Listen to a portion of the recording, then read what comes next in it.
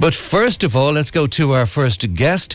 And Financial Services Union has called for radical change to the proposed remote working legislation, which is being discussed today at the Dáil Committee on Enterprise, Trade and Employment. John O'Connell, General Secretary of Financial Services Union, is on the line. Good morning to you, John.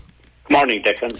Good morning. So this has been discussed. Some people are not happy. Well, quite a lot of people are not happy with this. But employees groups are saying, you know, the legislation is not what they fully desire. Where do you stand? Yeah, so we think that everybody should have a right to request remote working. We've seen the benefits of it during the pandemic.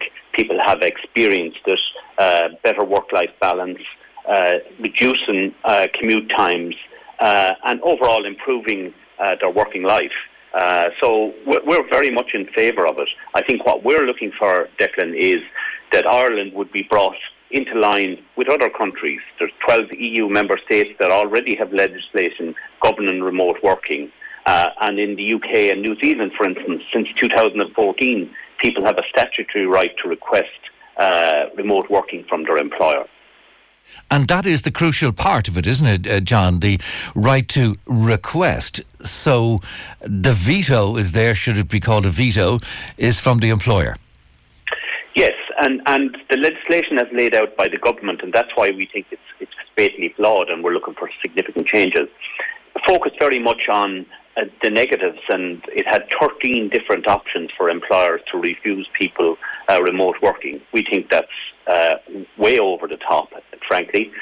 We think people should be able to access it, and if they're not able to access it, understand fully why their employer says that remote working isn't for them.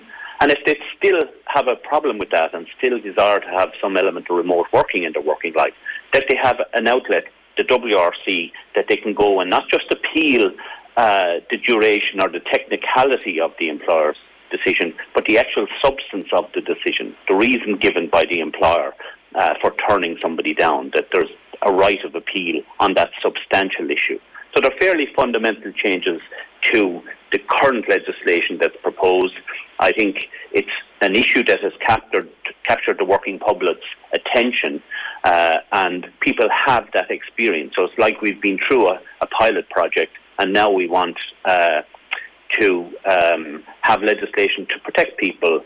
In lots of circumstances, employers and employees, most represented by trade unions, will negotiate and agree a policy without the intervention of any third party or outside body.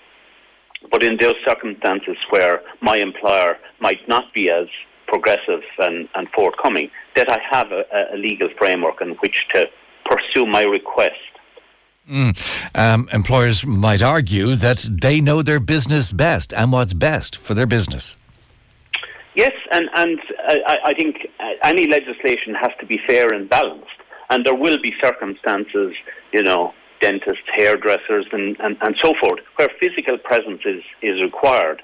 But there'll also be a lot of circumstances when and where people can conduct their roles remotely elsewhere with maybe a reduced office presence or no office presence at all, and function very, very well. What about practical things, John? Things like office furniture and supply of that. What about heat and lighting? What about an accident at home while working? You know, what about all those situations, and where did they come into an agreement?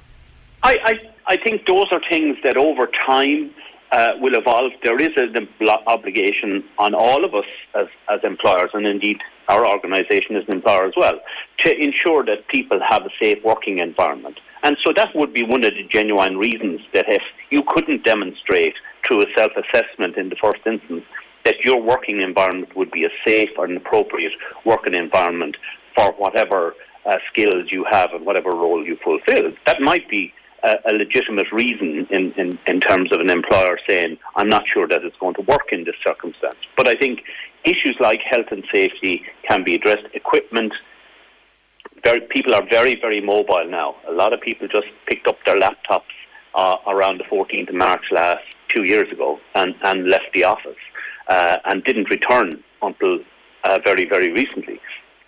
So the equipment issue is something that can be worked through, ensuring people have the tools to do the job. A lot of it is mobile equipment, as I said, laptops and such like. And then it's about making sure that people have proper ergonomic circumstances and desks and so forth. Not unduly cost prohibitive or anything like that, something that most employers would be happy to do. And John, this has been discussed at the moment, of course, so it's been said there's about 13 grounds for objection from an employer's point of view. Give us some of those.